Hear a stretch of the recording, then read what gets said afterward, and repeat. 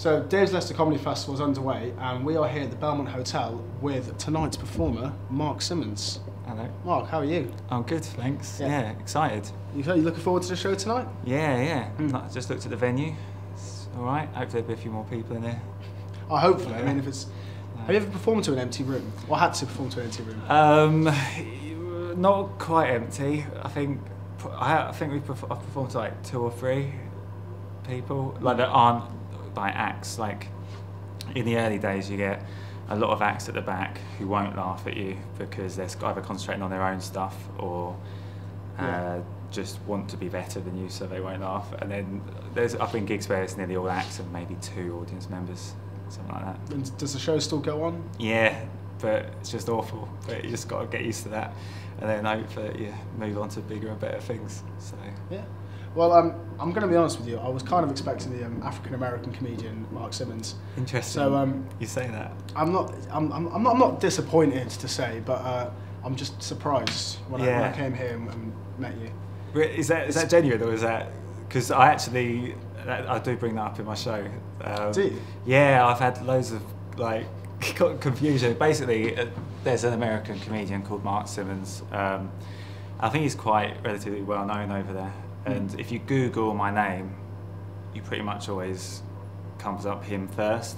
So what was it? I was asked to do a gig, and basically someone else was getting a gig for me, and they said to the person who was meant to be getting me the gig, "I'm not too sure about his material." And they were like, "What do you mean?" And they were just talking about, well, you know, he's just a bit aggressive, and it's like the complete opposite to me. And then it just transpired that. So people have genuinely made that mistake. In the past, they think, but like, so I'll bring it up in my show a little bit, just. Yeah. But yeah, it's me. Sorry, everyone. So I don't apologise. I mean, don't apologise to me. Apologise to them. They might be disappointed. I know. Well, you might be able to get an interview with him sometime. I don't know. Maybe. Not sure what his schedule's like. We'll see what the future brings. Yeah. Right. So the show tonight, it's just called Mark Simmons on the programme. Yes. Has it got a proper name, or is it just you? Well, it's early days of the show. I'm taking it to Edinburgh, hopefully in August. So this is kind of the work in progress. Yeah, just trying to work out what the show is. This is like a core of it, and then once I've got that settled, I'll start chucking glitter at it and hopefully make it a bigger, better thing. But yeah, just the nice and simple title, Mark Simmons. Yeah. So what's the show about? Is there a particular theme to it, or is it just? My show is. I say I'm a one-liner comic, so there's a lot of one-liners, but they're kind of linked in groups. There are some threads going through the show, but there isn't like one main thing. Like there's just all sorts of stuff going on. So a lot of comedians, they tend to when they get an hour show, they do the big whole narrative thing. Would you ever consider kind of doing a story to your show, even if it's kind of loosely tied?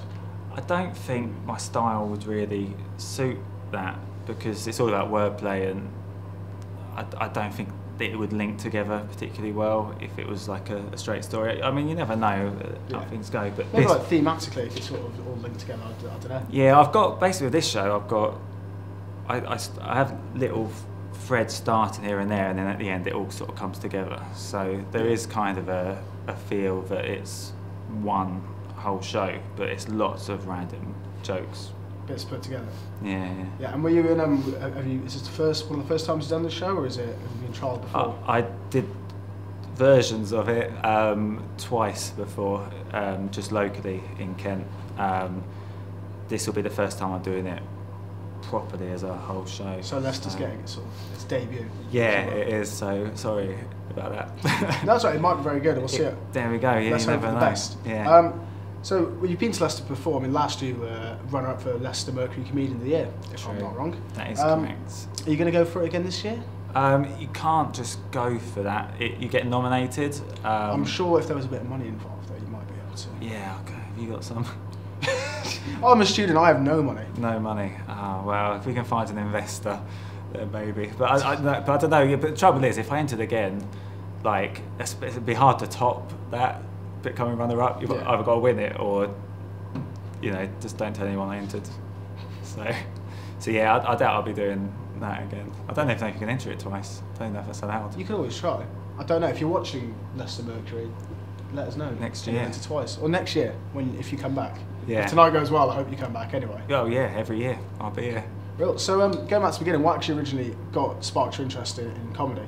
I always enjoyed comedy. I was quite shy, so I didn't think I could actually like do it. But one of my friends he did stand up, and he kind of just forced me into it, like just to have a go. And was your first set has anything from that first set survived? No. Well, no. The very first set I did. Well, basically, he gave me 2 days to write 5 minutes, like, because I didn't know anything about comedy, like really doing it. And then I did it, and then we went to this gig where you just turn up, and if they have any dropouts, you can sort of just get on. And luckily for me, no one dropped out, so I didn't get on. Because looking at that set, it's awful. Like, and then I went back a month later with a better set, and it went okay. I hope so. someone pulls out. Which they did, obviously. That's why you're here. Exactly. But then that first set was awful. I had a reference to Harrison Ford in The Fugitive. Like it was ridiculous. I just had no idea. So I've really learned. I've heard a lot weirder things than the reference to Harrison Ford. Oh, have you? In The Fugitive. Right. Yeah. So I mean, obviously, when did you find things started really taking off for you after after stealing people's slots?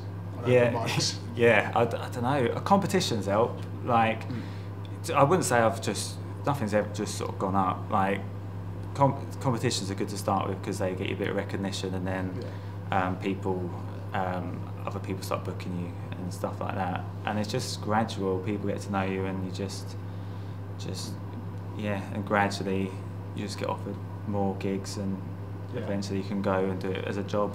Have you found audiences tend to, have you seen anyone come back to shows when you've been to the same place over and over again? To see me? Yeah.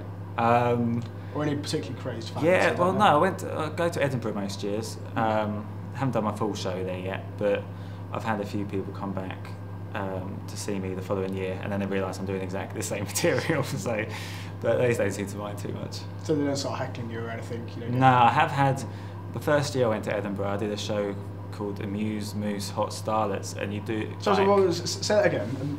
Amuse Moose is like a comedy club in London, and they like promote new comedy, and they have like a show in Edinburgh. They did that year. And I thought that was just a really inventive title then. No, yeah, an actual moose. And you do the same show sort of, I think I did like 5 days in a row, and some kids from another show used to get free tickets, so they used to come every time, so they'd see my set and then they started doing my punchlines, like just before I did them. And I was at that stage I was quite new, I had no idea what to do. That's a really interesting way of heckling someone, just doing your own jokes back at them before they finish them. Just hitting my punchlines. But yeah. How did you deal with that? I cried, I think. I can't remember. Like, I was really new, so I just panicked, I expect. But yeah, that's the best way to learn how to deal with these things, is just have it thrown at you. Yeah, I mean, because your comedy style is quite sort of, like you said, one-liner, like a little bit unrelated, a bit silly. How do you deal with hecklers generally? It's lucky being one-liner comic, because you can kind of come out of what you're doing and deal with it and come back in really easily, because if you lose one joke, it doesn't matter. But like, I imagine being a storyteller, it's got to be a nightmare. Like, if they interrupt your flow and then you've got to get back into the story, it must be quite hard. But with me, I quite happily just stop what I'm doing and then deal with it and then come back. Has it always been like that? I mean, have you always been very much one-liners? Is that the way you found yourself to do, or was it something you tried deliberately? I've kind of gradually drifted towards that. I've had loads of styles. I didn't really know what I was doing, so I literally was just chucking stuff out and seeing what happened. I started quite surreal, and then, I mean, some of my stuff's still surreal, but yes, and just gradually. That's what I find funny. So I guess you just drift to what you naturally. Whatever amuses you, really. Yeah. So I've been on Twitter, and I've all standard tweets promoting your show. There was one that kind of threw me a bit, and I feel like you should explain this. I'm a Back to the Future nerd. Oh, okay. Like, I'm quite a big fan of it. How far back are you going? Well, I just scrolled down the page a little bit, and it just caught my eye. Yeah. That's okay. Oh, there you go. It's a joke. Exclusively for you, Demon Media. There you go. See. Anyway, this tweet, it said, The worst thing about Back to the Future is the guy they cast to play the character that steals Lorraine from George in the first movie. God, you did look back quite far. Yeah. Yeah, it was. I mean, it wasn't.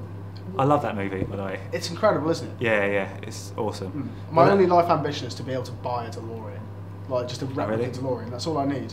Oh, okay. I'll happily. It's probably better to do that. Quite easy. Yeah, but I mean, an actual perfectly replica. I just always wanted a car with the doors that went out like that, like a bird of prey. Did they even make those anymore? I don't know. I don't know if they ever did they? But it's cool. So. Yeah. But yeah, so what did you... What does that mean by that? Tweet? Yeah. The guy, if you know the guy I'm talking about? Yeah. So it's just really bad acting. Like it's... What do you mean? It's the ginger guy. No. Which one do you mean? See. This is why I'm getting This is the problem with tweets, clarified. is they don't let you say enough in tweets. It's the ginger looking guy who's on the dance floor. You know, after he punches Biff and then he goes in, starts dancing with her, it's all going right, and then this other guy intervenes. Yeah, I know what you mean. Him, he's an awful actor. He's just grabbing her and just going like this. Just no normal person would do that. It's terrible acting. But also, time machines don't exist, and or do they? Or do they? Is this? I don't think they do. I don't know. Is this real? Is this 2014? I don't know. We could be anywhere. It's true. I've just blown my own mind now. Yeah. I'm nervous. So, right. I was going to ask you a question. Yeah. Finally, the rest of 2014 is your work in progress show. You're taking it to Edinburgh. What does the rest of the year hold for you? This year? Yeah. That is my main focus. Is once I've done the Tonight Show, I should know roughly where it's heading, and then just doing lots and lots of previews for Edinburgh, and that's it really. There's lots of other gigs as well, but that's the main focus, is getting that Edinburgh show nailed. And will we see you back in Leicester next year? Hopefully I'll be doing this one, but the finished version, and maybe a preview of the other one. Oh, we'll get to see. Yeah, hopefully. Right, well, Mark Simmons, the future Leicester Mercury Comedian of the Year, 2015. There we go. Happen. Yeah. Thank you very much. Thanks. Cheers. Thank you. Cheers. Thinking about Back to the Future.